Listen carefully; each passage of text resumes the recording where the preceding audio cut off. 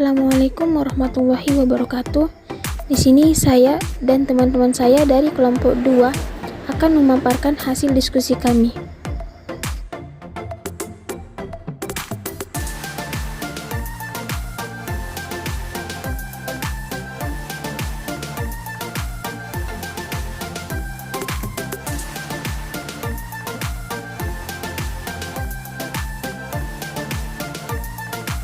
Di sini saya akan menjelaskan tentang ilmu sebagai objek kajian filsafat, yang dimana pada dasarnya setiap ilmu memiliki dua macam objek, yaitu objek material dan objek formal. Yang dimana objek material adalah sesuatu yang dijadikan sasaran penyelidikan. Seperti tubuh manusia adalah objek material ilmu kedokteran. Adapun objek formalnya adalah metode untuk memahami objek material tersebut, seperti pendekatan induktif dan deduktif, yang dimana cakupan objek filsafat lebih luas dibandingkan dengan ilmu, karena ilmu hanya terbatas pada persoalan yang empiris saja, sedangkan filsafat mencakup yang empiris dan yang non-empiris. Yang dimana karena itu filsafat oleh para ahli filosofi disebut sebagai induk ilmu, sebab dari filsafatlah ilmu-ilmu modern dan kontemporer berkembang, sehingga manusia dapat menikmati ilmu dan sekaligus buahnya, yaitu teknologi, yang dimana bahkan dalam perkembangan berikutnya filsafat tidak hanya dipandang sebagai induk dan sumber ilmu, tetapi sudah merupakan bagian dari ilmu itu sendiri, yang juga mengalami spesialisasi. Saya di sini ingin menjelaskan tentang filsafat ilmu, pengertian dari filsafat ilmu, ciri-ciri dari filsafat ilmu, dan objek kajian dari filsafat ilmu. Pertama kita bahas yaitu pengertian dari filsafat ilmu. Filsafat berasal dari dua kata, yaitu filosofia dan filosof, yang merupakan bahasa yang berasal dari Yunani. Philo yang berarti cinta, dan sophia atau sophos yang berarti pengetahuan atau kebijaksanaan. Jadi, filsafat dari kesimpulan bahasa adalah cinta pada pengetahuan atau kebijaksanaan. Filsafat dapat diartikan sebagai berpikir bebas, meluas, dan radikal. Sedangkan ilmu berasal dari bahasa Arab, yaitu alima, yang mempunyai arti pengetahuan. Jadi, filsafat ilmu adalah segenap pemikiran yang bebas ataupun menyeluruh, radikal dan mendasar sebagai persoalan mengenai ilmu pengetahuan yang berlandaskan dan berhubungan dengan segala segi kehidupan. Adapun pengertian filsafat ilmu menurut May Brockback, yaitu filsafat ilmu adalah suatu analisis netral yang secara etis dan filsafat pelukisan dan penjelasan mengenai landasan-landasan ilmu. Bagi Brockback, ilmu itu harus bisa menganalisis, menggali, mengkaji, dan bahkan melukiskannya sesuatu secara netral, etis, dan filosofis, sehingga ilmu dapat dimanfaatkan secara benar dan relevan.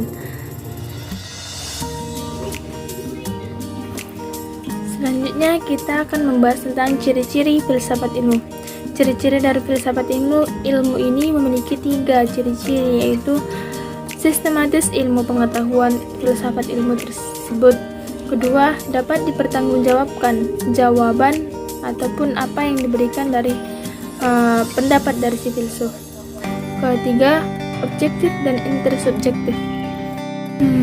Berpikir filsafat memiliki ciri-ciri tersendiri yang dapat dibedakan dengan ilmu lainnya. Menurut Ali Mudhafir, memberi 8 ciri berpikir filsafat, yaitu 1. Radikal. Radikal artinya berpikir sampai ke akar-akarnya, hingga hakikat atau substansi yang dipikirkan. Kedua, universal. Universal artinya pemikiran filsafat menyangkut pengalaman umum yang ada pada manusia. Kekhususan berpikir kefilsafatan menurut Juppers terletak pada aspek keumumannya. Ketiga, konseptual, artinya hasil generalisasi atau abstraksi pengalaman manusia, misalnya apa yang dimaksud dengan kebebasan itu. Keempat, koherensi dan konsisten ataupun runtut. Koherensi artinya sesuai dengan kaidah-kaidah berpikir logis. Konsisten artinya tidak mengandung kontraksi ataupun tidak ada gangguan dari pemikiran-pemikiran yang lain. Kelima, ada sistematik. Sistematik itu artinya berpendapat yang merupakan uraian kefilsafatan itu harus saling berhubungan secara teratur dan terkandung adanya maksud atau tujuan tertentu. Keenam, komprehensif. Komprehensif ini artinya mencakup dan menyeluruh. Berpikir secara kefilsafatan merupakan usaha untuk menjelaskan alam semesta secara keseluruhan. Ketujuh, bebas. Artinya sampai batas-batas yang luas. Pemikiran filsafat tidak dikatakan sebagai hasil pemikiran yang bebas, yakni bebas dari prasangka-prasangka sosial, historis, kultural, bahkan religius. Kedelapan, bertanggung jawab. Artinya seseorang yang berfilsafat adalah orang yang berpikir sekaligus bertanggung jawab terhadap hasil pemikirannya paling tidak terhadap hasil nuraninya sendiri. Baik, selanjutnya kita akan membahas tentang objek filsafat ilmu. Sebagaimana dengan ilmu-ilmu lainnya, filsafat ilmu juga memiliki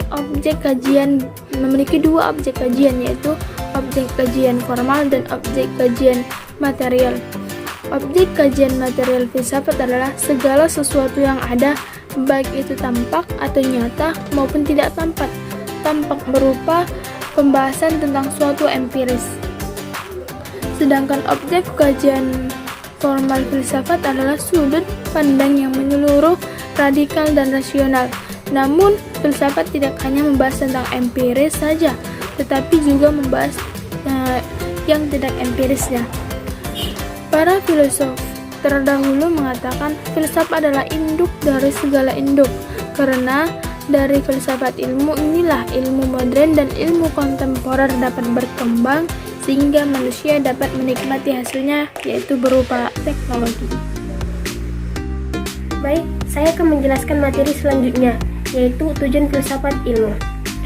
Jadi tadi kan filsafat, yang dimana kita ketahui bahwa filsafat itu merupakan induk dari segala ilmu pengetahuan. Dan filsafat ilmu secara sederhana merupakan dasar yang menjiwai dinamika proses kegiatan memperoleh ilmu pengetahuan secara ilmiah. Kemudian filsafat ilmu itu sebagai bagian dari filsafat yang kegiatannya itu menelaah ilmu dalam konteks keseluruhan pengalaman manusia. Dan filsafat ilmu juga merupakan sebagai sarana untuk penalaran ilmiah sehingga orang menjadi kritis terhadap apapun yang dia alami. Kemudian filsafat merupakan usaha yang merefleksi atau mengkritik suatu metode keilmuan, dan filsafat ilmu ini memberikan ilmu dasar secara logis terhadap metode keilmuan atau metode yang berkembang. Jadi, adapun tujuan filsafat ilmu secara umum yaitu yang pertama, filsafat itu membantu kita agar kita mengetahui bahwa sesuatu tidak selalu tampak seperti apa adanya. Kemudian yang kedua yaitu filsafat membantu kita untuk mengerti tentang diri kita sendiri dan dunia kita, karena filsafat itu mengajarkan tentang bagaimana kita bergulat terhadap pertanyaan-pertanyaan yang mendasar. Kemudian yang ketiga yaitu untuk membuat kita lebih kritis, dan yang keempat yaitu untuk mengembangkan kemampuan kita dalam menalar secara jelas, kemudian mampu membedakan antara yang baik dan yang buruk, kemudian mampu menyampaikan pendapat secara jelas dan melihat sesuatu melalui kacamata yang lebih luas. Dan yang terakhir yaitu mampu melihat dan mempertimbangkan pendapat dan pandangan yang berbeda.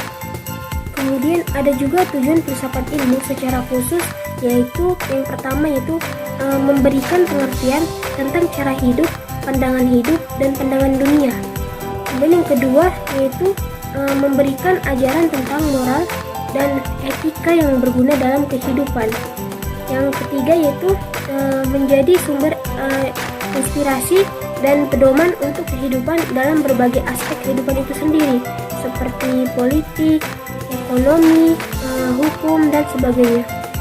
Kemudian filsafat itu kan memberikan kebiasaan dan kebijaksanaan agar kita mampu memandang dan memecahkan persoalan-persoalan dalam kehidupan sehari-hari. Oke, di sini saya akan melanjutkan materi selanjutnya, yaitu tentang landasan filsafat ilmu di perguruan tinggi. Filsafat ilmu di luar negeri telah berkembang dengan luas dan dalam. Sedangkan di negara kita ini sendiri, filsafat ilmu itu adalah bidang pengetahuan yang mulai mendapat perhatian di perguruan tinggi maupun di pasca sarjana. Di antara kita ini ada yang bertanya-tanya, sebenarnya apa sih manfaat mempelajari ilmu filsafat itu di perguruan tinggi? Yaitu supaya kita dapat mendalami unsur-unsur pokok ilmu sehingga kita dapat mengetahui secara menyeluruh. Kita dapat memahami sumber hakikat dan tujuan ilmu itu apa sebenarnya. Terakhir, supaya kita dapat memperjelas bahwa dalam persoalan ilmu pengetahuan, seni maupun agama itu tidak ada yang namanya pertentangan. Berdasarkan pengetahuan yang telah saya katakan yang di atas tadi, kita itu dapat mengetahui bahwa filsafat ilmu itu merupakan mata kuliah yang dasar ataupun yang paling penting bagi mahasiswa untuk mengkonstruksi pikiran, memperoleh keilmuan yang mapan dan landasan yang kuat. Karena orang yang mempelajari ilmu filsafat ini tuh harus bergelut dalam bidang ilmu pengetahuan yang selalu diminta secara dituntut untuk berpikir dan membuat perubahan dalam kehidupan kita sehari-hari. Pembahasan maupun materi tentang filsafat ilmu itu merupakan suatu cara berpikir itu secara radikal ataupun akar yang menyeluruh. Itu cara berpikir yang mengupas sesuatu sedalam-dalamnya. Jadi walaupun kita tidak dapat mengetahui seluruh materi yang ada di filsafat ilmu itu, jadi kita tuh sebagai mahasiswa itu harus minimal mengetahui 3 komponen, yaitu komponennya yaitu ontologis, epistemologi, dan aksiologi. Ontologi itu apa sih? Ontologi itu adalah ilmu pengetahuan yang meneliti yang telah ada. Dan epistemologi itu adalah ilmu yang membahas tentang teori-teori, yaitu aksiologi. Aksiologi ini adalah kajian tentang nilai-nilai ilmu pengetahuan. Jadi 3 komponen itu adalah landasan dasar untuk kita dapat berpikir ataupun mengkonstruksi keahlian kita untuk dalam berpikir.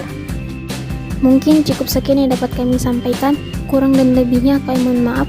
Wassalamualaikum warahmatullahi wabarakatuh.